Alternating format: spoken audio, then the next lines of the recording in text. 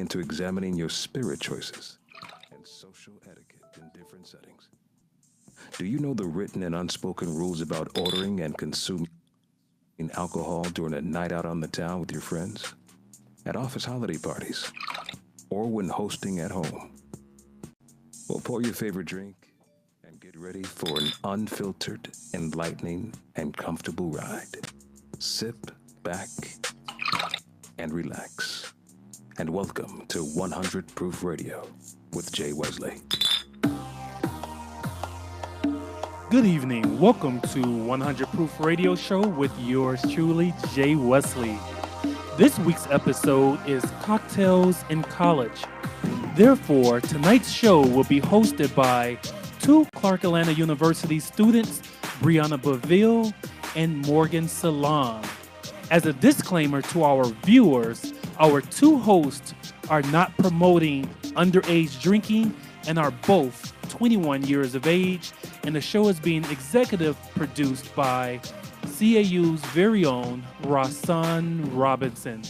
Enjoy the show, and I will be returning in the later part. All right, thank you for that introduction, Jay.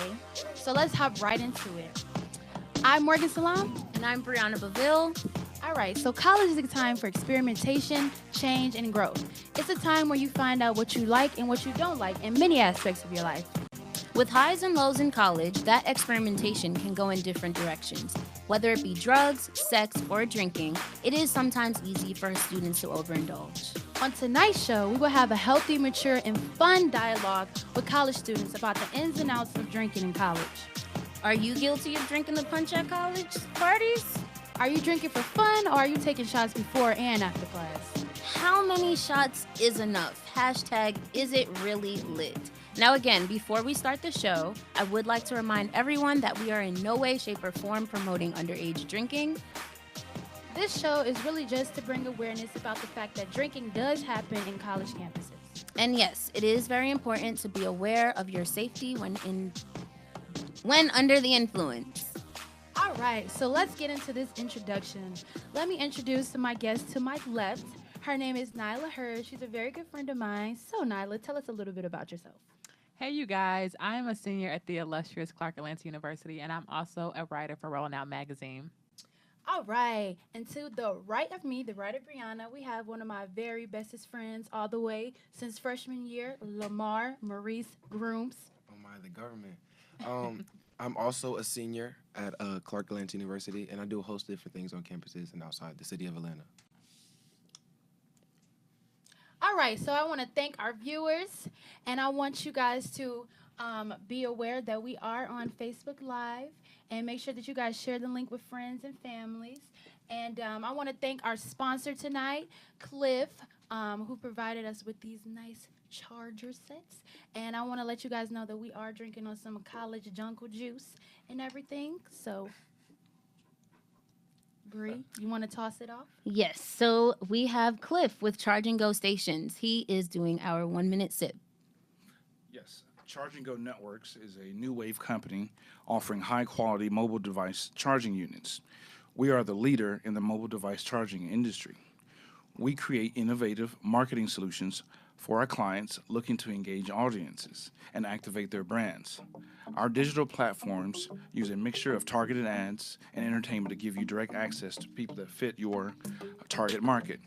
Customers get a conversation started, you generate higher revenues. Founded in 2010, Charge and Go Networks has partnered with countless events, and we understand the user experience.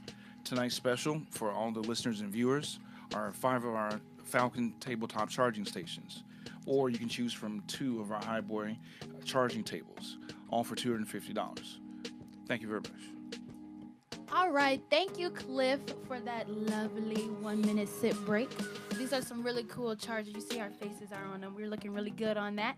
So let's get right into the discussion. We're gonna get right into our Shake It Up segment, and I'm gonna ask our first question to our guests. Are you guys guilty of drinking the punch at parties? Oh my. Do you know what's in the punch? Right, that's the real question. Do you worry about what's in the punch? Who wants to go first? And remember, guys, we're keeping it 100 because this is 100 Proof Radio, so. Let's hear it. Well, I am definitely guilty of drinking the punch. Many of nights, a couple nights I made the punch. But no, I'm definitely guilty of drinking the punch, and sometimes drinking a little too much, honestly. Keeping it real. What about you, Nyla? I would say I am guilty of drinking the punch sometimes, but I do know my limit. I feel like that's the importance of when you go out to parties and you see a little punch at the table, you have to know when to, chill out. Right. All right, Brianna. Right. So, how many shots would you guys say? Wait a minute, Brianna. Don't skip that question. Do you drink the punch at the party? I am guilty. Freshman year is definitely freshman year for everyone. So yes, I am guilty. What about you, Morgan? Actually, freshman year, first semester, I wasn't too fond of drinking. I thought like alcohol was the devil until I went to my first house party. And it was an unlimited supply of jungle juice. And I figured out that's my thing. So that yeah. was when you found your... Yeah, I was always scared, like, freshman year, first semester. I'm like, I don't know what's in the punch. Like, you hear stories of people putting drugs, trying to get everybody in there drunk and freaky and stuff. And right before you go away to college, mom's always like, don't drink what's in the punch. Right. So, but then I let everybody, I tested it out. I saw what everybody did first semester. And then I was like, okay, it's cool to drink the punch. And then I was like, let's go. Right.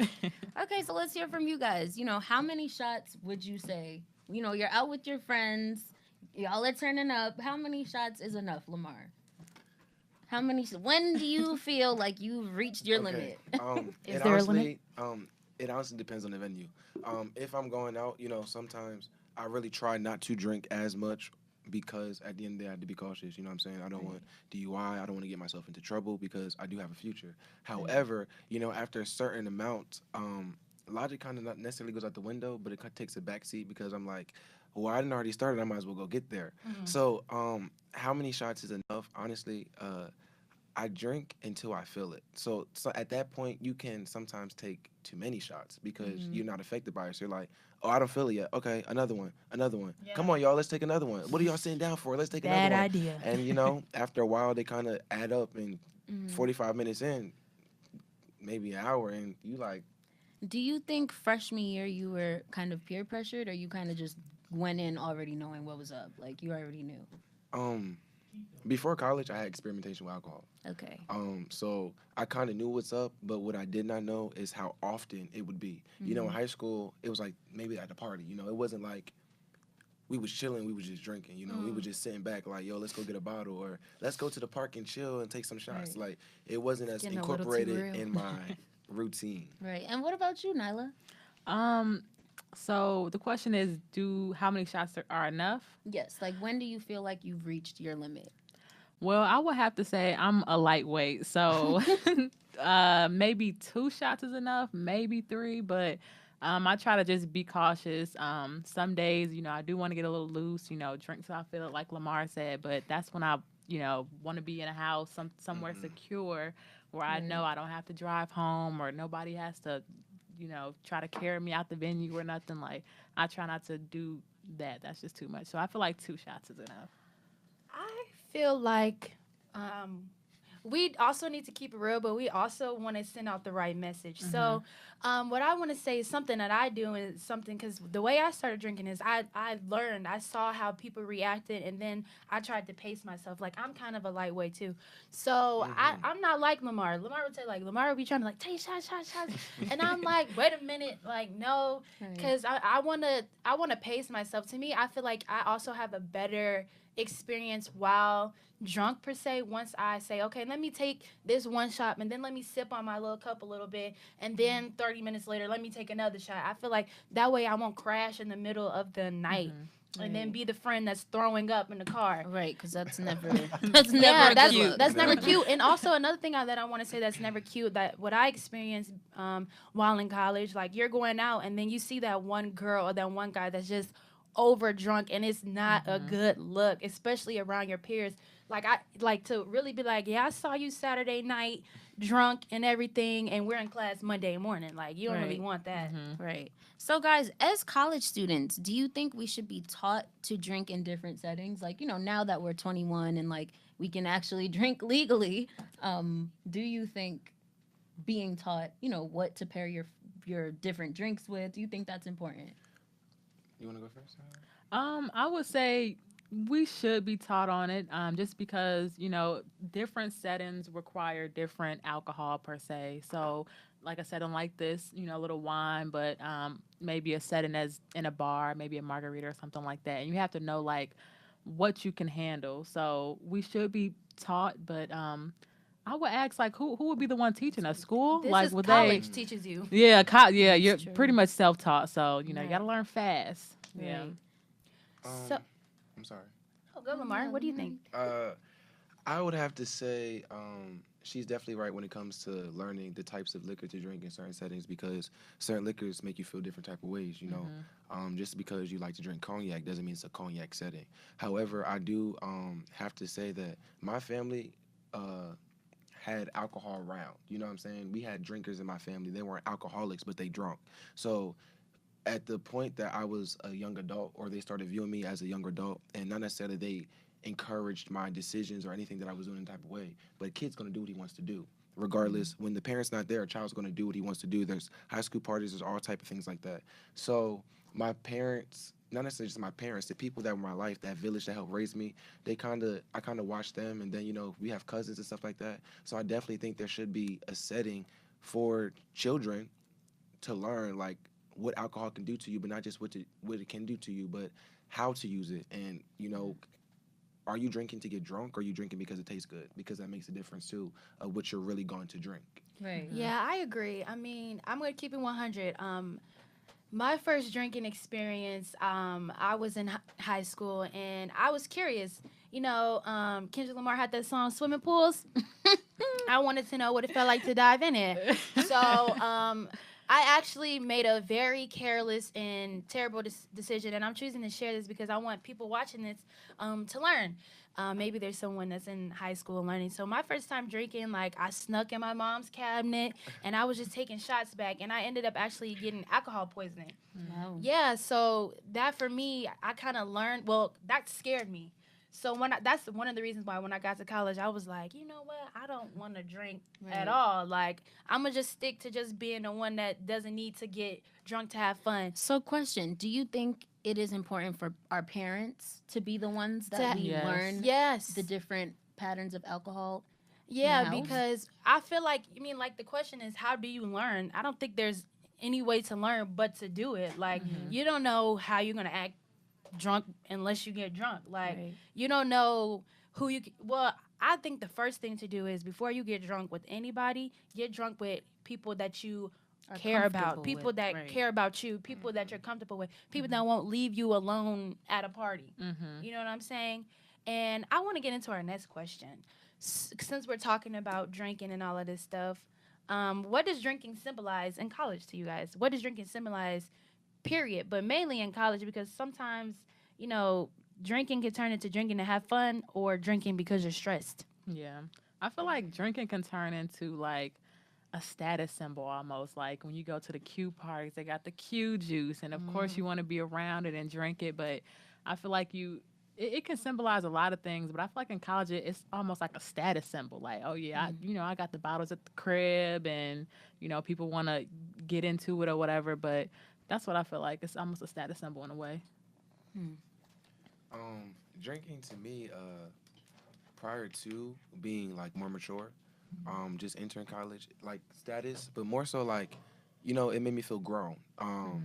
Not only did it make me feel grown, it made me feel empowered because I could do what I want to do, but I'm not gonna sit here and lie. It also made me feel good. Alcohol does do something to you, and I'm not saying I need alcohol to have fun with my friends or anything like that, but we've had some great times when it came to us drinking and just chilling and laughing and the things that we talked about. And so I definitely feel as though, drinking can bring about conversation as well, and depending on how you use it. Yeah. Do you guys think,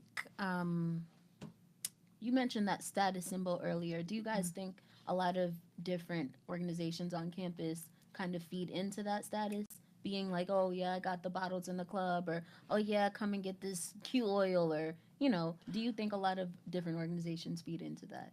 I feel like, and I'm not being biased, but I feel like on Clark Atlanta campus, they do a good job of educating people before they go out to a party or go out to, anywhere that, is serving alcohol. They let you know, like, don't give into peer pressure. Don't get too drunk and, be aware of your surroundings. So I feel like on our campus, we have a good, we can educate our students better. Yeah. I want to add on to that because we all do go to Clark. And do you guys remember before we even had to, before we came into school freshman year, we had to, what was it, EducoSoft? No, that's the math software. You talking about? Wait, what It was during new student orientation. Yeah, what and is they it? had, like a the alcohol seminar. and test? No, and no, it's thing? like online. We have to fill out. Yes. What was we that did have called? to, I don't remember It was like the for the name per alcohol se. testing, right? Yes, Like it knowing was. about But it. I and learned stuff. so much about alcohol. It was telling It us was how very many informative. shots. How many shots can a woman take? Like the BMI? What's their limit? Yeah. Yeah, what's the limit? And I really do remember freshman year using that, like to measure ourselves. But I want to get into, since we're talking about status symbols, I want to get into Miami. Spring break. Spring break, where we know the drinking is unlimited, and it gets real rowdy. I'm gonna actually be honest. I have not been to Miami yet. And What? You're You gotta missing go. out. You're missing Yeah, out. you are Miami missing is out. Spring break. But I mean, because it's just like when you're in Miami, everybody's walking around with that bottle, and we all know what's the number one bottle, Hennessy. Like everybody just Can't do it. that's like a status Yeah. symbol. Do Like it. that's like a status symbol. Every guy's walking around trying to get all the girls drunk. Yeah. Well, That I is don't. true. I'm gonna have to disagree with you there. One thing I do feel, being that I am in some type of social organization, I feel as though a lot of the organizations do a good job to prevent alcohol, at least the outright use of alcohol. So in a lot of organizations, they have a clause. You cannot drink in certain clothing. If you're wearing clothing to represent that organization, you can't drink in it. You can't be smoking in it because they do not want to promote the wrong message. However, what you do in your private life, what you do in Miami, I feel as though it's a spring break. Yeah, it's over sexualized and it's over drunkmatized. Well, if that's even a word. However, I feel like it's really up to the individual person because on vacation, what you want to do, you want to kick back, you want to put your feet up. Yes, it's a big party, and when you come to parties, you know what's going to be there. You know what I'm saying? You have to have expectations. Just like you go to class, you have an expectation to learn. So I feel like people sometimes use like, oh, it's just Miami as an excuse. Like, no, you know what's going on. You know what you came there to do. You know Right. that you're coming to have fun. And it's not just the dudes going to get trying to get the girls drunk. The girls want to get drunk because if you didn't want to get drunk, you wouldn't open your mouth. If you didn't want, this is real. If you didn't want to get drunk, you wouldn't open your mouth to take the shot. If you didn't get drunk, you wouldn't let us take the shots off of you. You know what I'm saying? I would There's a lot of Let's stuff that talk happens. about rape culture. Oh. Okay. Let's talk Oh. about it. I'm sorry. We will actually talk about that a little bit later in our Okay. Causing the Stir Okay. segment. Okay. I was gonna feed off what Lamar said because when you go on vacation, you do have expectation. Like I went to Miami on vacation with my friend, and it was just me and her. We rented out a villa, and we did get drunk like on the beach, but it wasn't like, oh, we had to drive anywhere, anything. Like you have expectation to have fun. Like we were on the beach, we were chilling. Like it was just the two of us, and I mean it was fun. But you just have to you really have to be aware of your surroundings, like because things like you can get into a bad situation when you're drunk. Like even if we stayed 2 blocks away from the beach, and if we were drunk walking home or looking sloppy or whatever, anything could have happened. So you have to make sure you don't pass that limit. Yeah, but I know that limit is it's kind of hard in Miami not to pass because when you're on the beach, because the thing that I normally did was before you go to the beach, you normally make sure you get nice and right. And then once you get to the beach, you see everybody is out there with their Hennessy trying to give you a shot. So this guy might have Hennessy. He's like, come on, take a shot. And you're like, okay, I'm down. And then this guy is over here with the Ciroc. Okay, let's take a shot. And then this guy is over here with the Parmesan. And then this guy is over here with the mystery juice. Before you know it, you're like, So let me ask Falling you guys a around. question. Since I'm the only one that hasn't been to Miami yet, how do you guys decipher who you're comfortable with taking a shot with if it's a bunch of strangers? that's what I'm saying. Like, I think that's a Yeah. part of, like, I don't want to say culture, but or the experience, or even it's like who do you trust to make your jungle juice? See, I'm not comfortable with taking anybody's shots. I'm not comfortable with drinking all the jungle juice. Like I'm just like I need to see. I need to see that paper on the bottle that you poured in. I need to see Right. everything because I'm not comfortable with I that. think it's a two-letter word. I think one thing we're negating to look at here is you have the option to say no. And if you know do. that you already were saucy before you went out, and now you still drinking, baby girl, baby boy, listen, a couple more shots, and you've reached your limit, and it's about your self will. Are you going to allow yourself to get plastered? Like, how do you want your image to be? Because at the end of the day, one thing I can say is like, I'm not an experienced drinker, but I can hold more than my friends or some of the other people that I drink with. So it's about knowing your limits, but also telling yourself no. Because if you can't control your own self, I'm not forcing it down your throat, and that type of situation is different. But you have to be able to know your boundaries and what you're going to say yes to and what you're going to say no to, and know when you're feeling right, and know when you need to go take a nap, and know you need to drink some water, and all that other type of things, which goes with being taught and trained and having a safe environment to practice it, because it's something that you're not necessarily going to get right the first time. I absolutely agree with you, Lamar. But actually, in 5 minutes, we're going to be going into our Causing a Stir segment. But this conversation is still juicy, and we got about 4 minutes to keep talking about it. So, And Bree, also, guys, this is your time for the Causing a Stir segment. This is your time to, chime in, comment. We want to hear from you guys. We want to hear what you guys have to say. So, yeah. yeah. Do you have any other questions to ask them? Let's see. Well, you guys, since we're still talking about Miami, and since that's, the debriefing of the conversation, how do you guys, what's pre-gaming for you guys? And have you felt pressured to pre-game before you go out? Now, that's real. Pre-gaming for me is we're finishing almost a bottle before we even go out to the club.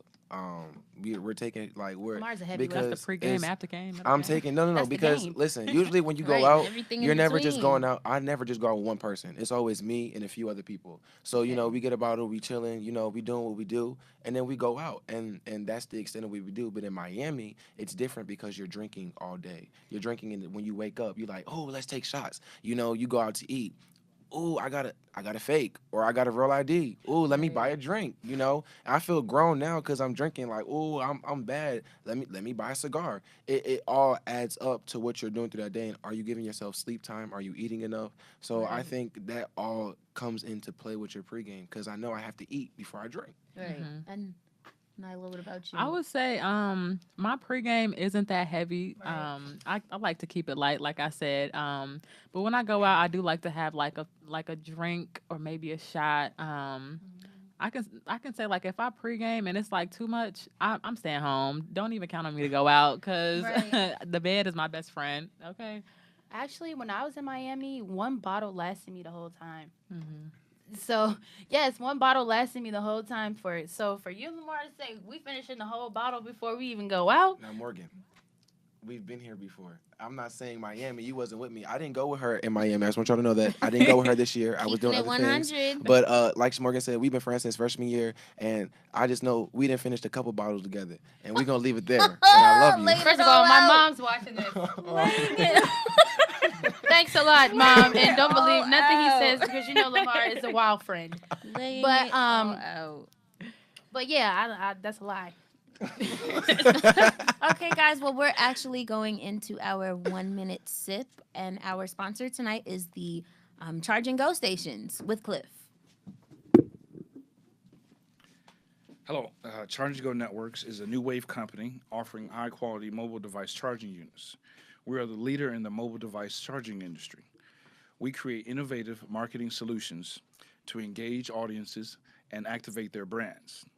Our digital platforms use a mixture of targeted ads and entertainment to give you direct access to people that fit your target market. Customers get a conversation starter. You generate higher revenues. Founded in 2010, Charge and Go Networks has partnered with countless events for thousands of event attendees. This month's special for the listeners and viewers of the Jay Wesley Show has a $600 value. You get 5 tabletop charging stations, or you can choose from 2 of our Highboy charging tables, all for the value of $200 and $250. All right, Cliff. Thank you so much.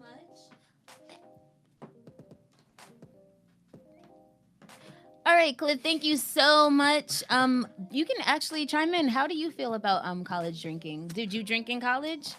Yes. I went to college 93, so Cisco. Yeah, so Cisco, thong, thong, thong. yeah. And what's been your experience? Like, how was drinking for you? Did you drink at all? Yes. Yes. Okay. Where'd you go? Morehouse. Whoa. I already know. Knew it. I know a little bit about that culture. What was AUC? What was Morehouse like in 1993?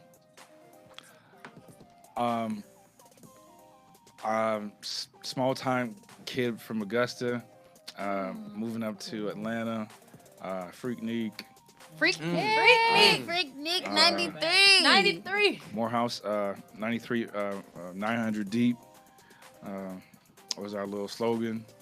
And had a lot of friends from Chicago, Cali. So I got a chance to get exposed to it. And I went to, a lot of my classmates were from the original cast of BET's Spring break. Spring fling. No. This Oh. is one of the college show way before that. This is Oh, way this- before that. BT was out in the 90s. Oh yes. Teen Summit. Millennials. Teen Summit. Teen Summit. Teen Summit. Teen Summit. Teen Summit. Oh, okay. Cool. Yeah, I've definitely heard of it. Yeah. That's cool. Yeah. Oh, dope. Well, AUC fam. Yeah. Yes. Glad to have the AUC in the house. So, guys, we are in our Causing the Stir Stir. segment. And tonight we're actually going to talk about keep protecting yourself while drinking. So, how do you guys protect yourself while you're out with your friends? Like, is there a designated driver or are you guys Ubering? Well, it depends. Sometimes there's a designated driver. Sometimes we are Ubering. You can drink in so many different settings, so there's so many ways you have to protect yourself. You protect yourself by eating right, drinking water, making sure electrolytes are well. At the same time, if I'm going out, I'm going on a date and I'm drinking, or I'm going to somebody's house and we never like really was chilling like that, I'm gonna share my location with my friends. I'm gonna let them know where I'm going, who I'm going Always. with. I'm gonna take a picture of the license plate if that person's picking me up. 9 times I'm doing the driving, so it's not that big of a deal. However, I'm gonna make sure I take the proper precautions just to make sure that I'm okay. I'm also, if I'm just drinking with you for the first time, I'm not going to drink as much as I normally would because I need to see how you are drunk before I get drunk around you, because I don't know if we can get drunk together. Right. That's true. What you about gotta. you, Nyla? I feel like you have to trust the people you're out with if you do go out with people. And what's some other ways to protect yourself? I would say definitely what Lamar said. Like, make sure you ate some. Make sure you eat some food before you start drinking. Make sure you drink enough water because that back you can throw up real quick if you drink too much. So I would just say, drink water. Trust the people you're going out with, and if you don't have a designated driver, please Uber or please Lyft back home or wherever you're going. Yes, and I would like to say something, especially to my ladies who are going to college. Whoever you go out with, make sure that you stay with them the entire time. I don't care if you just if you're going to the bathroom, y'all need to be going to the bathroom together. I know me and my friends, they don't even stand outside the door. They in the bathroom with me. It's one of these little boys want to pull you aside into one of these rooms, don't go. That's what I'm trying to tell you. Like, I feel like, especially for our women, we have to go the extra mile in being precautious. Right. And I feel like who you came with is who you leave with. Yes. Now, if your friend does get a little too drunk and she wants to leave, make sure you send her off in the Uber and you see, like, you get her in the Uber and you make sure that she calls you when you get home. There's too many countless stories in college about girls who go out with their so-called friends and then their friends leave them during a party. That's Especially not in cool at all.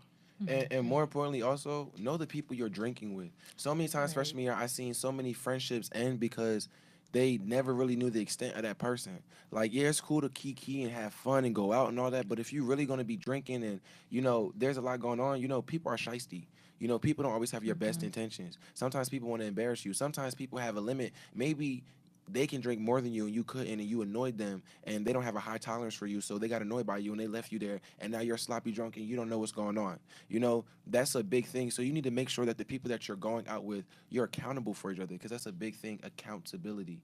Know and trust who you're drinking with in the setting that you're in, because if you don't feel uncomfortable, the moment that if you feel uncomfortable, the moment that something goes wrong, that's naturally going to increase your anxiety. And now you're not even in a state of logic. You're in a state of panic and fear. And that's the Right. worst place to be when you're drunk. Right. So we actually have a few comments. Jay said, "Is it okay for a student to leave a drink alone while he or she goes to the restroom?" No, No. don't do it. If Bring you that drink left with it, you. oh, I would say bring it, but if you left it, leave it. Don't touch Yeah, it. Don't pick right. it up. Just leave it. So you don't go back to it at all. Just I don't. Nope. throw it out, get a new one. I'm Nope. lying. I would say. I mean, I would say take it with you. Like if I'm- you want to keep that drink, take it. But if you leave it, don't go back to it. You don't know who's been around your drink. Listen, a couple of nights I've been out, like not at a party, but maybe at a kickback, and I may have went in the bathroom or a room to do something real quick, and I came back, or I may have left my cup out there for 2 seconds. And yes, I am guilty of, and that's a consequence that I have to deal with. You know what I'm saying? Like that was something that I realized I did, and I had to make a decision. Is this something that I'm willing to take? Is this a consequence that I'm willing to take? Is this worth it? Right. And I decided it was. And, you know, thank God nothing was happening to me. And, you know, they know not to mess with my stuff. You know what I'm saying? But anyway, you know, thank God nothing was happening to me. But I did have to make that decision. Like, okay, I'm gonna drink my drink. This is my drink. I want my drink. Okay. So since we are talking about that, I want to talk about what happens when you leave that drink and somebody actually slips something in it. Because I actually have a fact here in front of me that says each year, an estimate of 97,000 students between the ages of 18 and 24 are victims of alcohol-related sexual assault or date rape. And I know earlier I wanted to tap into rape culture, and I want to speak a little bit about rape culture within college. If we really think about it, Keeping it 100. keeping it 100, if we really think about it, let's just look at how parties are set up. Why girls are free and why guys aren't free. They obviously want more women at the party. And then let's look at, there are some college parties. I know you said that organizations take the proper precaution, but I know there are some parties where you go to that are hosted by these organizations where you can't get in unless you take a shot. That actually has happened to me, and I had refused a shot just because at the time I was fasting and I wasn't trying to drink, but it was just kind of astonishing. I was like, wow, like you're really not about to let me in unless I take a shot. And I just thought it was crazy. but- Yep, and you know, as we know, as students of our own in the AUC, there have been a couple of what should I say, Incidents. Incidents. Yeah. incidents where things have gone completely left. And you know, let's not even just highlight the fact that it happens in the AUC. This happens across the country. Yeah. Yeah, Like this is almost an epidemic. Like this really does happen in different college campuses. yeah, and it's kind of a thing where I don't even want to say just guys because I don't want to just put that on them, but it is where majority of the time women are pushed to get more drunk just to get more loose because you know when we do get drunk we tend to have a lot more fun and just be a little bit more open, and sometimes that can be taken advantage of. Well, right? if we're talking about rape culture as a whole, I think everybody has to take responsibility for their actions. Never in my life do I think it's right for a man to take advantage of a female. That is not what I'm saying, or vice versa. But there are also certain laws and certain justices that females can get that men can't get. In the state of Georgia, men can't file for rape. A man can't be raped. So at that point in time, what am I supposed to do to get my sanity, to get back at the person that took my purity? At the same time, when Yeah. it comes to females, you have to, like I said, you have to know who you're going out with, what you're doing. But at the same time, you do have to be more cautious because we are Atlanta, and that's why you have to take more precautionary tales. It's fun to go out and do what you want to do, but at the same time, just like we're grown and we're in college and, you know, we want to have fun, but we make time to do our schoolwork, you have to make sure that you're taking care of yourself and that you're making the best decision possible and that you're not living for the moment, but you're living to make sure that you wake up tomorrow and that you don't just have blind faith. That's a lot of the problem that a lot of college people have is they have blind faith. Oh, it's so easy. A lot of people are naive sometimes. And I hate to say, especially at Clark, a lot of people are naive and they get taken advantage of because they've never been in this type of situation, this type of environment. They necessarily didn't live in the hood. They didn't have to experience some things we have to experience. So to somebody that's a finesser, it's easy to finesse you. And one of the biggest things is scamming. Right. You know, Ooh, So- talk about that on college campuses. So do you think, being that, okay, let's just be honest, within the past 4 years that we've attended school in the AUC, there have been a lot of incidents reported by students publicly and anonymously. Do you think the schools in Georgia, I'm going to just say in Georgia period, are taking enough precaution to just protect the students against situations like that? Or Why do you don't- think they do enough after the fact because it already happened? I think Why we do don't enough to. Nyla I'm sorry. answer that? Yeah, That's fine. Nyla, you Nyla, as talk. well. I would say I'm not too sure about all the schools in Georgia, but I can say, for example, something happened in the AUC, and they consoled the students from the knowledge that I was given. They consoled the students, they helped them, and they gave them like counseling sessions. And they do Clark Atlanta does a good job at telling students, hey, you can go to Kresge if you want to talk about anything, Right. school, work, family. Go to Kresge. Go talk to somebody, because it's important to receive that that one-on-one counseling, especially like I know for freshmen. And this is for me as well. When I was a freshman, I wasn't really sure who was my friend just yet and who wasn't. Right. So, a lot of the times I, call my mom or call my brothers up and ask them for advice. But I would say for other students, if you need some type of counseling, or if you need some type of guidance, go to a counseling office at your school. Like, there's always a counseling office at every and any school. Please go see them, because if you need some help with anything, just a person to talk to, please go talk to them. I think Clark does a great job promoting safe sex. I think I think we talk about sex too much, honestly. And I'm not saying sex too much into where it's just over stigmatized, but we talk about sex too much to sometimes I feel like you're promoting me to have sex.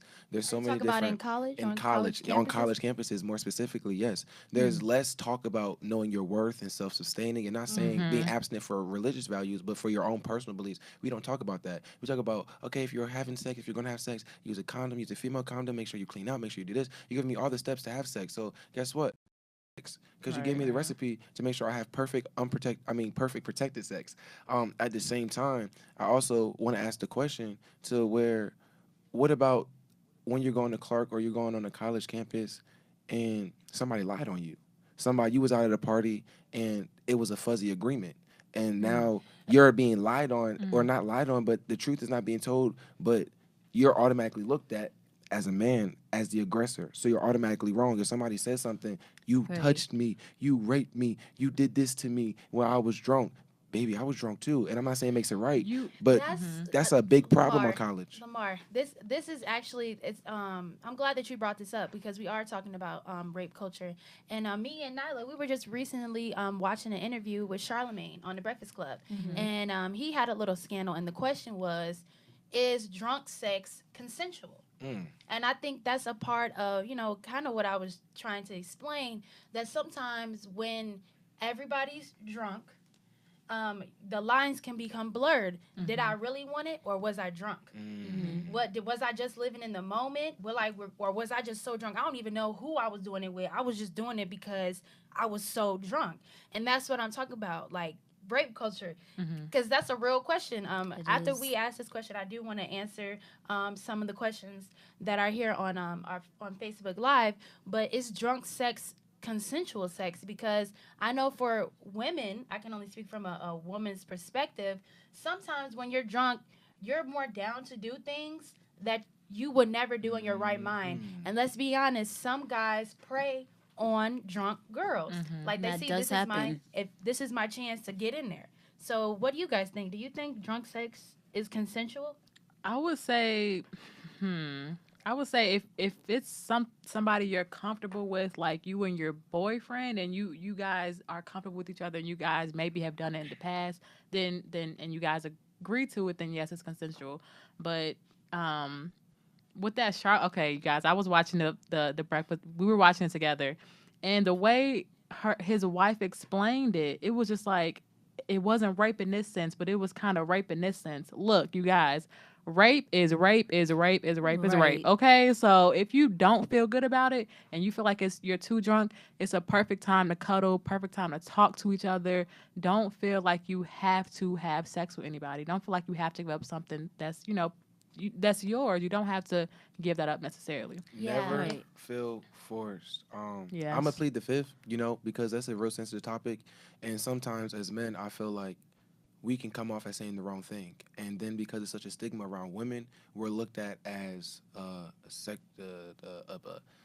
sexualist or somebody that doesn't think the most of women. So I plead the fifth in the comment, but what I also do say is that I know people that really they do written agreements. Like I know it sounds crazy, but I'm gonna keep it 100. I know people that like they record the person saying yes. Like I want to hear you say yes. Celebrities, yeah. Like because honestly, it's also it's a real thing, but people have made such a gimmick of it. He Right. touched me. He did this, and some of it honestly. Personal opinions aside, looking at just the facts of certain things that happen, a lot of it is destroying the urban community from which I come from. From which I've learned everything from drinking about sex, everything. And it's really destroying some of the credible role models in my life from this very subject because it's too broad sometimes and it's just blind faith and it's always believable. And I honestly feel like it's set up against men. So I plead the fifth. However, I do tell you to take it seriously. And if you are in a position to where you really don't know if this is the right decision, you have to ask yourself, should I do this? And not ask yourself, should I do this because do I love this person or do I want to get my virginity? But should I do this because I know from the right state of mind? If you ever have to ask yourself that question, don't do it. Just cuddle. So, just switching up the topic, just a lighter subject. When you are out with your friends, when you're turning up, when you're having fun, and that one friend, we all have that one friend that just gets a little bit too over the edge. Do you feel responsible for taking care of your friend? Yes. Or are you just sending them in an Uber, saying, "All right, bye, see you when I see you. Feel better." What are you doing? I would say I feel completely responsible. But the next morning or whatever, I'm gonna let her have it. Like, girl, you did a little bit too much. But for that night or for that day or whatever, I do feel responsible. If you're my friend, I'm not gonna let you get too crazy, get too out, too out of your mind. I am gonna help you in everything in my power. I'm gonna try to help you.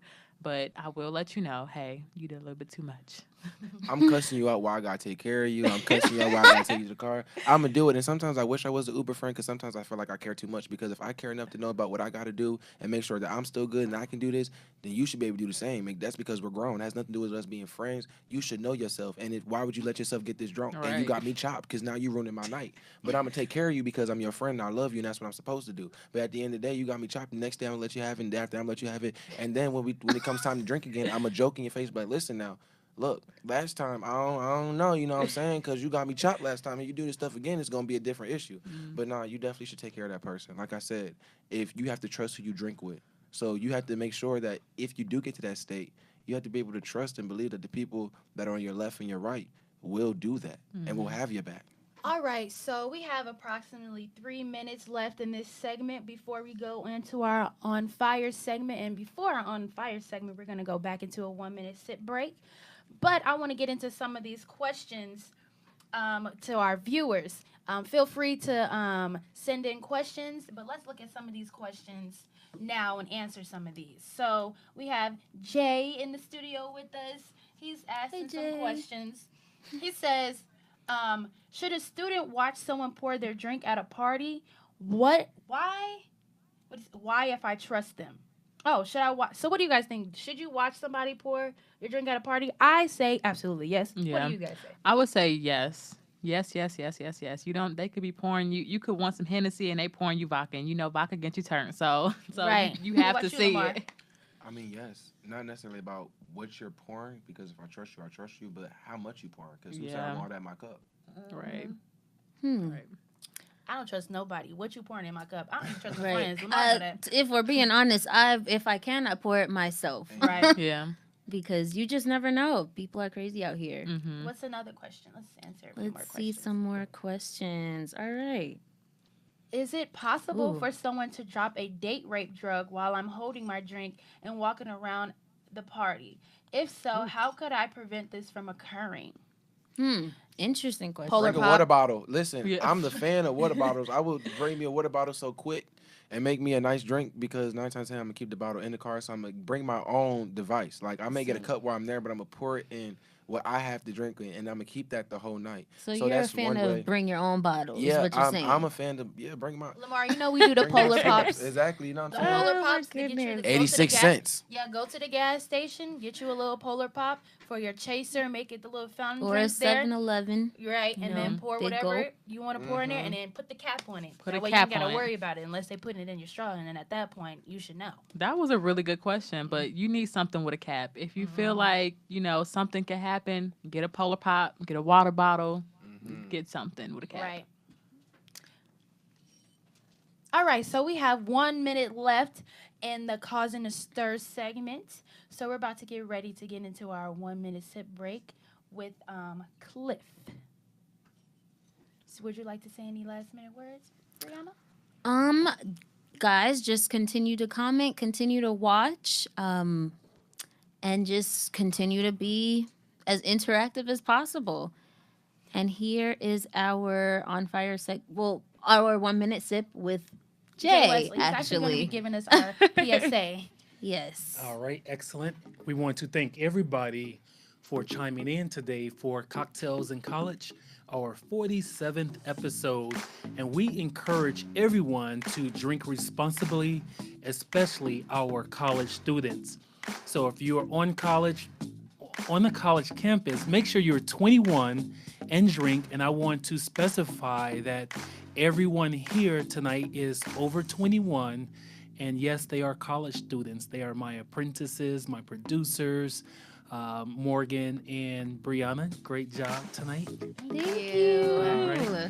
And so we encourage you, if you're interested in internships and apprenticeships, to contact me at jewesley@cocktailcron.com.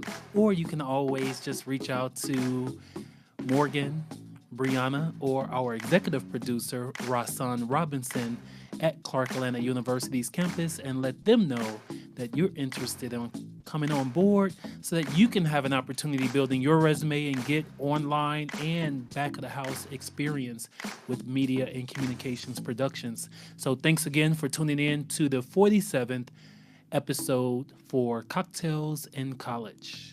So, Jay, I have some questions for you. Being that you are an alpha man, how do you feel about I am an drinking? alpha, by the way. I was trying to find a alpha shirt to put on to represent college life. But Were you yeah. drinking in college? I was, but it felt so weird because I started late.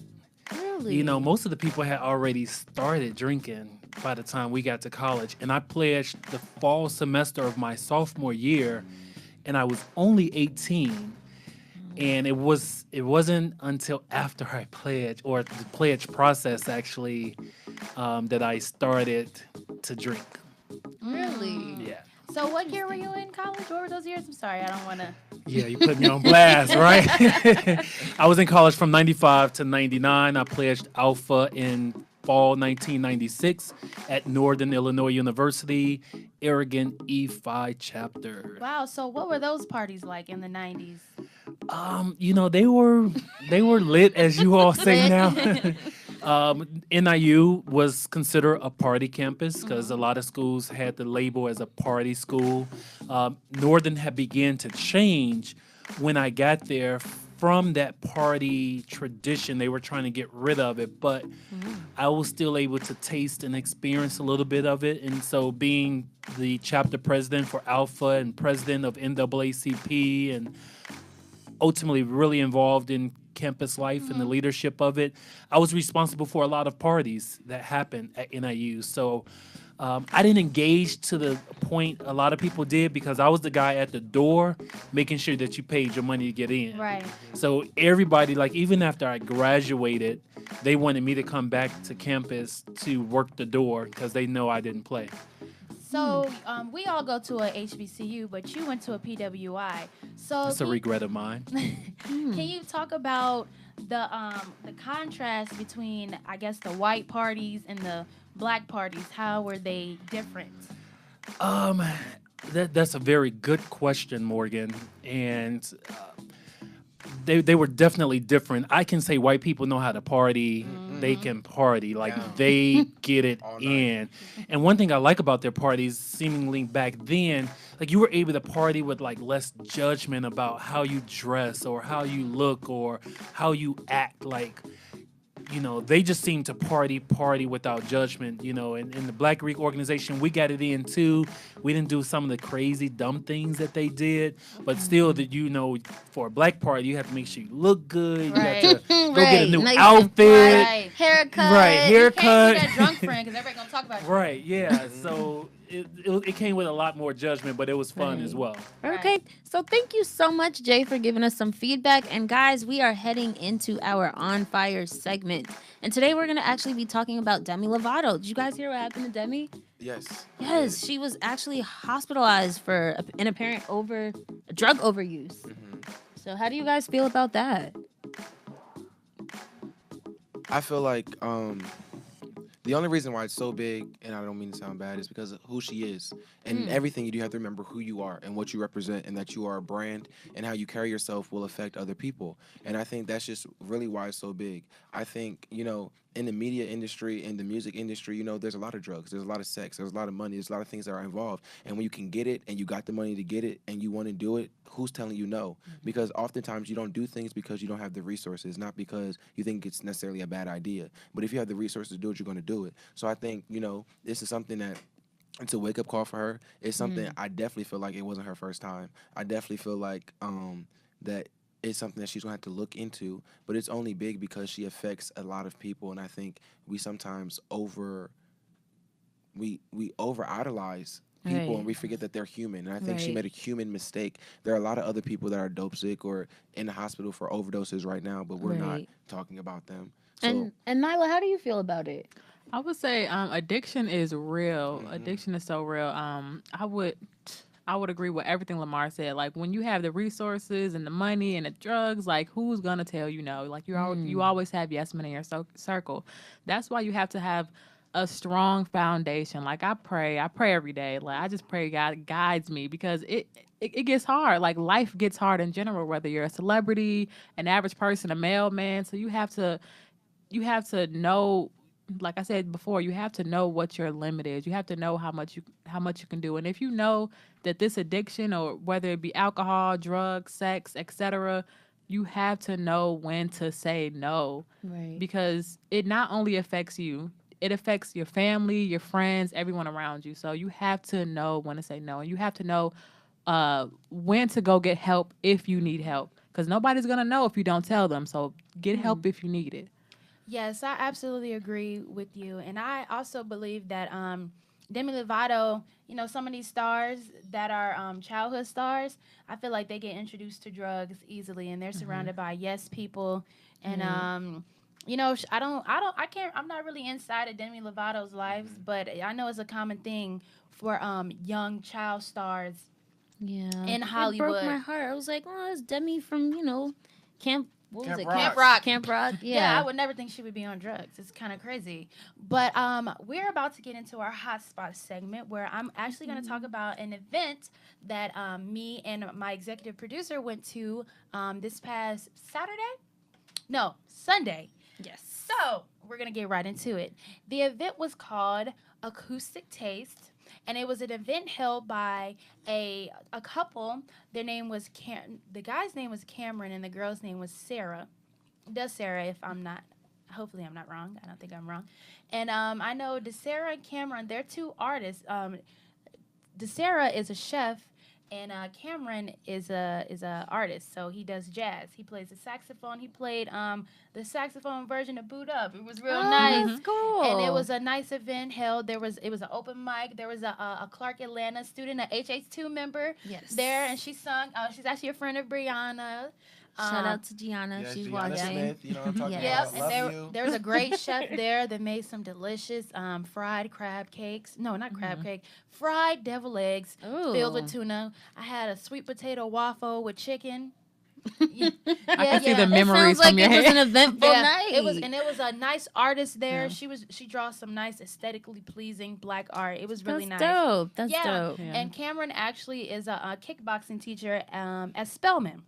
Cool. And DeSarah, actually, I think she's on the chair of communication at Clark. So it was all in the Cool. AUC family. It was a lovely night filled with That's good cool. vibes and a lot of good networking.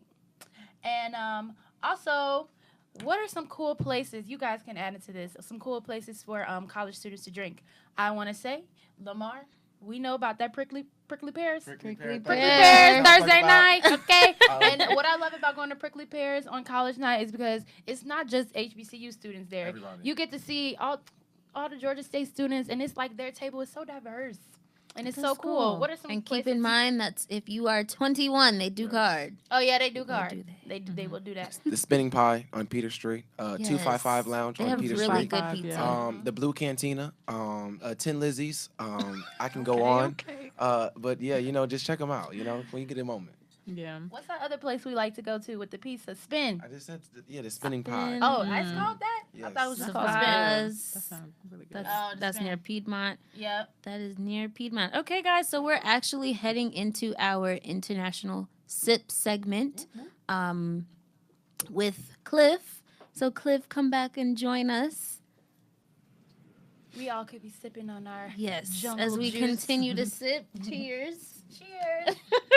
Lamar, your cup's gone. ain't it? It We is. know It's he's gone. empty. Oh my god. We know who you are at the party. Oh my gosh. The responsible friend. Okay, and here is Cliff. Okay. Well, Charge and Go Networks is a new wave company offering high-quality mobile device charging units. We are the leader in the mobile device charging industry. We create innovative marketing solutions for our clients looking to engage audiences and activate their brands. Our digital platforms use a mixture of targeted ads and entertainment to give you direct access to people that fit your target market. Customers get a conversation starter, you generate higher revenues. Founded in 2010, Charge and Go has partnered with countless events for thousands of event attendees. You can try 5 of our tabletop charging stations or 2 of our high-board charging tables, all for $250. Thank you so much, Cliff. And as always, we want to thank our guests. Thank you so much, Lamar. Thank you, Nyla. And thank you guys for watching. Morgan, did you have any final words? I just want to thank all the viewers. I would like to thank Jay Wesley for giving us this opportunity. I want to thank so much. Ron. I want to thank you, Brianna. I want to thank Lamar and Nyla and everybody in this room that made this possible. Yes. And Could yeah. not do it without Drink you. responsibly. And my last word to any of you college students out there, when you guys are at parties, make sure you guys stick together. It doesn't matter if you don't like this person, make sure you stick Right. together. You came with them, so you leave with them. Right. And Jay actually has some closing remarks as well. So we're going to leave it on out with Jay. All right, excellent. Great job, ladies. Very proud of you. But we want to encourage you to watch every Tuesday from 9 p.m. to 11 p.m.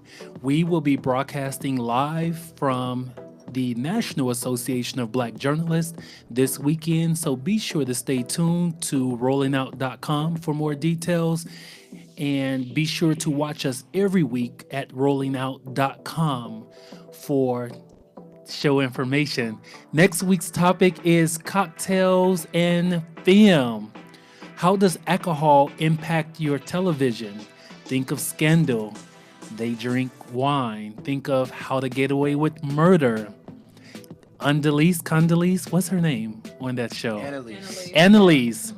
She has a love affair with vodka. So, do screenwriters drink when they're writing the script? Is that how alcohol become its own character? So we're going to explore how alcohol becomes such a pertinent part of television culture and how does it impact you as a consumer?